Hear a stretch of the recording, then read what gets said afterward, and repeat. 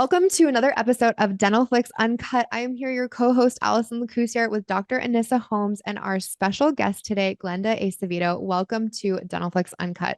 Thank you guys for having me on with you today. Glenda, let's kick off by sharing with our audience who you are and how you help our amazing dental industry. I would love to do that. I am a documentologist, which is a word that basically I have branded and trademarked. But what that means is I support our industry by helping businesses in the dental community, dental businesses such as billing companies, marketing companies, as well as dental practices build out their standard operating procedures, set up systems management for them in their business to be able to utilize the systems that we create. And I also train and implement the systems inside of the businesses for them. I really love that, Glenda, and I know a little bit about what you do, but for those who don't know what you do, systems is something that we hear a lot of, oh, we need systems. But if we can talk like family, right, with our audience, like, what does that really mean? And when you say, we help people to document systems, like, what does that mean? Why does that even matter? Well, the reason it matters, it's really more about igniting the operational efficiencies in a business. At the core of it all, it's about igniting the core of the business. And when we have systems in place, which are documented standard operating procedures, commonly referred to as systems, what that really means is now we have the ability to properly train our employees on how we want to do business. And there's a couple of different ways that systems come about. Either they come about through a mutation over time as things just continue to change, or we can do it intelligently by designing the systems that we want in place and training our employees to do it. Systems also give us the ability to properly onboard new employees, to be able to train them and to give them a roadmap, as well as develop them in their role. And so they are literally the core of every business. And I always like to use McDonald's as an example.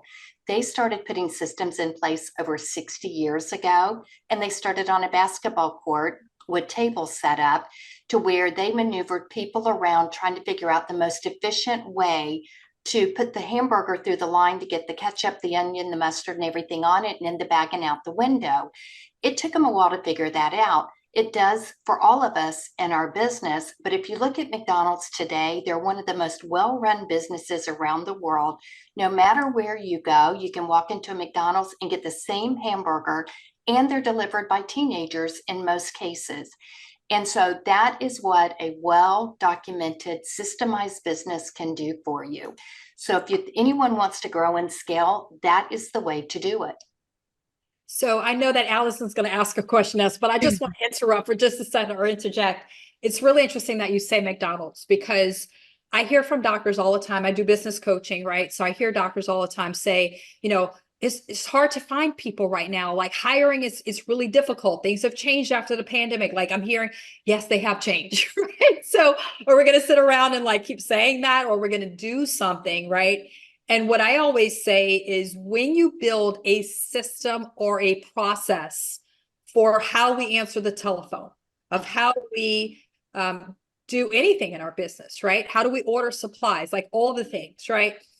Then it doesn't really matter who you hire, right? If you look at Absolutely. McDonald's, they can hire somebody who has zero experience, who's 8 years old, and they can go look at a picture and it says, this is how many pickles you put on this Big Mac, right? And because of Absolutely. it, that's what allows them to not be. I'm like, you think the manager of McDonald's is worried when somebody leaves? They're not worried, right? Because they've got a Nope. system for that, right?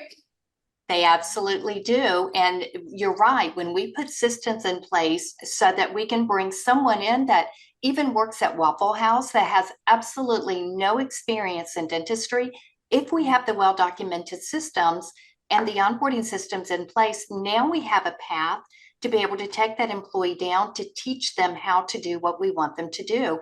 And in a lot of cases, they come in with great attitudes. They're used to serving the public. They're used to dealing with the public. And so they're great options, not necessarily Waffle House, but many people within the service industry. So it sounds simple enough, right? Like document what you do in your company, like Yes. write it down, like, get it done. But I bet if we were to poll 1,000 practices, business owners, like if we were to just poll people and be like, how many of you have your processes and your systems fully documented, fully outlined, fully clarified, how many people do you think would put up their hand? Very few, Yeah. Allison. I don't know the exact number, but very few people would put up their hands and say they have them documented. And one of the things I always like to talk about, we so often, when we have employees doing something, and it may not be up to what the way that we want it to be done. And so we're always first to blame our employees for doing something wrong. And typically, about 85 to 90% of the time, it's the system that needs to be corrected, not the employee. Because Mhm. if we have the system right, we can train our employees to do it the right way. And so I often talk about that. Do never, ever blame your employee first. Always go back to the system and see where you've got a bottleneck. And you usually will find your problem there. 100%. And the other thing, like I do systems all the time for clear aligner systems, like creating a system so that doctors don't have to be the ones to be doing, the things that they don't have to do with clear aligners. And the funny thing is when I get their teams to write down what they're doing and I show them to the doctor's like, I don't, that's not what I want. This isn't what it is. This is not the way it is. I'm like, well, this is what the system is. And so I think we have to also acknowledge like a lack of system is a system because we're just figuring it out. Like that is your system if you don't have it system wise. Absolutely. And so often that's exactly the way that we do it. I've heard stories of office managers being in an office and resigning after 8 or 10 years, and no one in the office knows how to follow suit to even do payroll after the office manager leaves. So if someone wants to really protect their business, they want to document it. But it also does something else for us. It gives us the ability to elevate our employees to higher level tasks and to be able to delegate down lower level tasks. And so there's many reasons to want to do that, but certainly you want to make sure your business is secure in what you do. And the only way you can do that is to know how things are done. So, Glenda, help me understand a little bit more about how do we document a system? Like, take us through the process of your process, right? Because there are different processes, but I'd love for you to take people through your process of how you get what's in their brain and actually have it written down. Absolutely. I use what I call a blueprint to where I actually will sit with someone and help them outline all of the different steps within the system. And I've gotten pretty good now at building systems. So most often at this point, I'll take those steps and build out a template for them and then really allow them to revise it from the form of a template. So I really don't spend a ton of time with people now trying to extract the knowledge out of their brain. It's very time consuming. And when I talk to customers and say, you know what, I need you for 3 hours a week for the next 52 weeks so I can extract everything in your head, they're like, whoa, wait a minute. I don't have time to sit with you and do that. And so, in most cases, I can now take an outline and begin to create a system. And to give you an example of that, I recently helped a marketing company. They came to me with a 7 page rough draft of a coaching program they wanted to launch. I took that 7 page rough draft and actually turned it into a 198 page coaching program, where the first part of the coaching program really outlined what it was. The second part of it were the SOPs that matched the coaching program. So now we have the ability to train our teams or to train the practice on how to do something. And the third part of it were checklists that actually support all of the SOPs throughout the coaching program. So there are phases and ways that you actually combine these systems together so that your people in your office or business in general have the flexibility and the ability to actually learn it.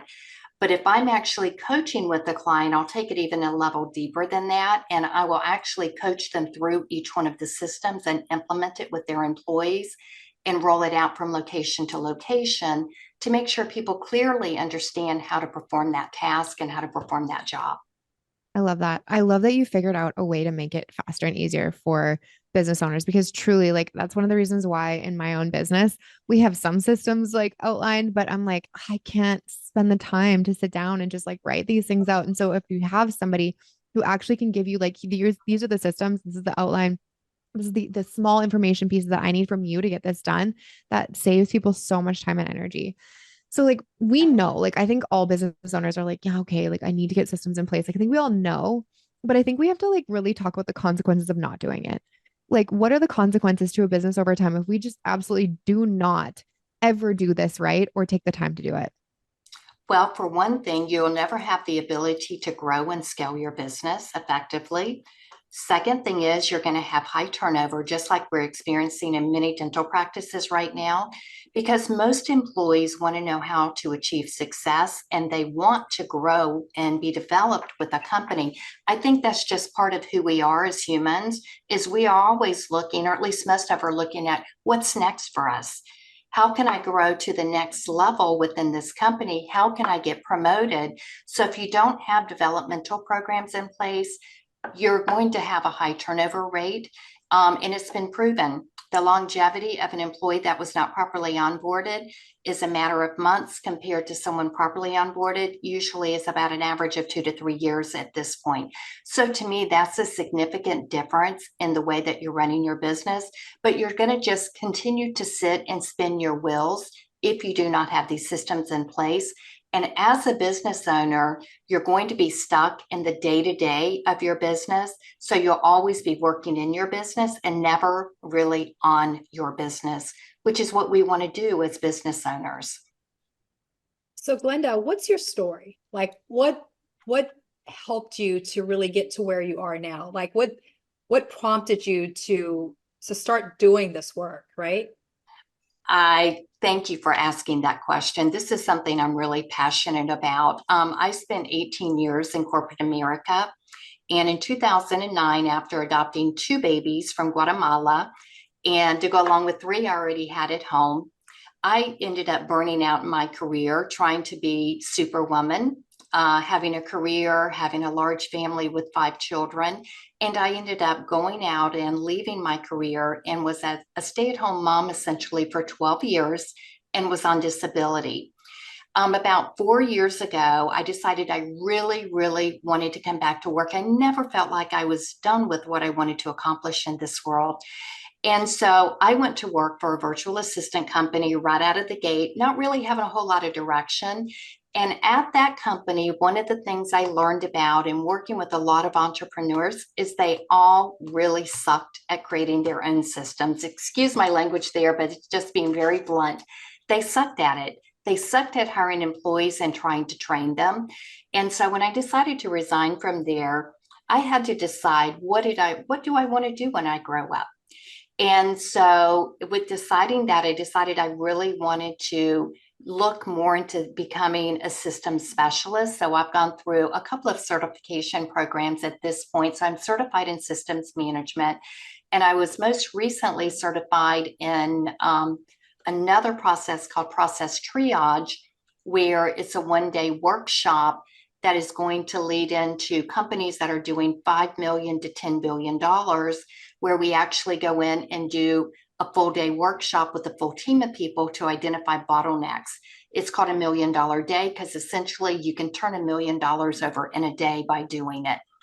And so, anyway, that led me into where I am now. But through that path and working at the virtual assistant company, through my marketing efforts, I began calling on people within the dental community and was planning on launching a division for dental at the virtual assistant company. At the end of the day, that did not work out.